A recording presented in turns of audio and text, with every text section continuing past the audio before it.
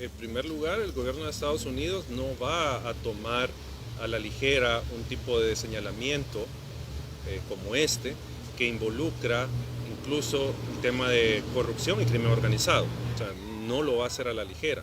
Obviamente tiene una variedad de fuentes de donde recopila la información. O sea, no solo es la prensa de investigación, la prensa nacional, la que genera información para el Departamento de Estado, el Departamento del Tesoro, sino que hay diferentes fuentes de donde el gobierno de Estados Unidos captura información para hacer este tipo de, por ejemplo, inclusiones de funcionarios salvadoreños en las listas. O sea, no es algo a la ligera, sino que es algo que recopilan, verifican, analizan y luego hacen la decisión de incluirlos en este tipo de listado. O sea, no es cierto que solo leen la noticia del FAR y con esto ponen a la persona en la lista. O sea, obviamente viene un proceso de verificación de que efectivamente hay un indicio de que las personas han participado en este tipo de hechos delictivos. Yo creo que políticamente lo más saludable es una suspensión temporal en el ejercicio del cargo a estas personas mientras se investiga lo pertinente. O sea, ahí no se le está violando de ninguna manera su derecho de defensa y audiencia ni ningún otro derecho. Simplemente, digo, políticamente es una muestra de transparencia, una muestra de que el gobierno está atacando frontalmente la corrupción y en este caso pues separa temporalmente, digo, a los funcionarios del cargo para determinar al final con las investigaciones si tienen alguna vinculación con los hechos que se le imputan. O sea, de ninguna manera se está diciendo de que ya no puedan ocupar el cargo, sino que sea algo temporal mientras se determina su responsabilidad.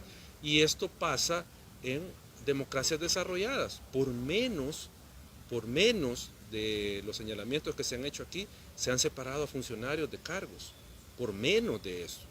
¿Ya? Solo cuando hay, por ejemplo, un mínimo conflicto de interés, ya en democracias desarrolladas, implica separar del cargo al funcionario. Y muchas veces es el funcionario el que pone la renuncia, pone a disposición su cargo, no es el gobierno, no es el presidente el que le solicita que se retire del cargo, sino que es el funcionario lo pone a disposición. Y infinidad de casos donde al final, por menos de los señalamientos, se han separado del cargo los funcionarios.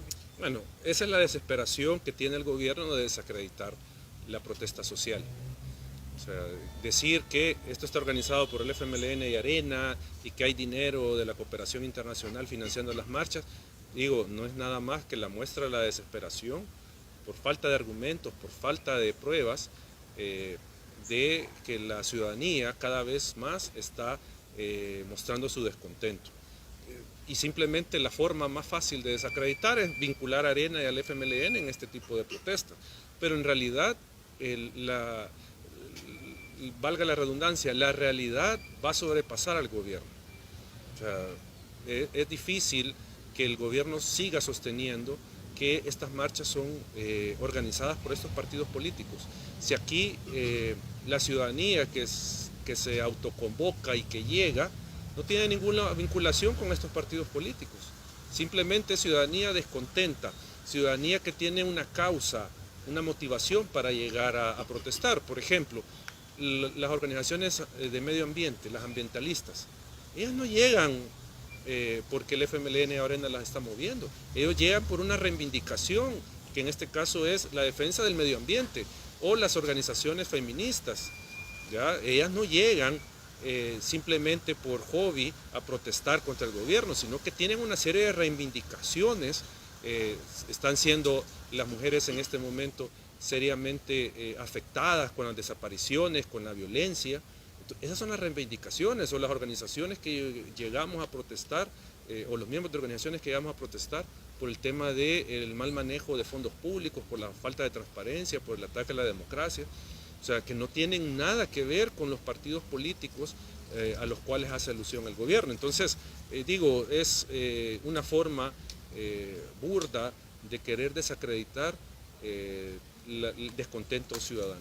O sea, perdón que me ría, pero es absurdo en este momento venir y señalar de que el gobierno de Estados Unidos está promoviendo a organizaciones comunistas en El Salvador. Y eso es lo que muestra esa incoherencia con ese señalamiento del presidente, lo que muestra la desesperación por tratar de nuevo de desacreditar la protesta social. Y esto, como se había dicho antes, si el gobierno sigue así, si Nuevas Ideas sigue haciendo esto, les va a reventar en la cara el descontento social, porque ya deberían de estar tomando medidas, porque esto puede ir incrementando, o sea, el descontento de la ciudadanía, y bueno, va a tener después a 500.000 de personas en las calles protestando. O sea, ya el gobierno debería de tomarse en serio que hay un creciente sector de población que no está conforme con las acciones que está tomando el gobierno. Y yo creo que a nivel de gobiernos la relación no está bien. Hay fricciones, hay señalamientos, y no solo del gobierno de Estados Unidos como tal, del Ejecutivo, sino que estamos hablando también señalamientos desde una serie de congresistas de ambas bancadas contra el gobierno de El Salvador.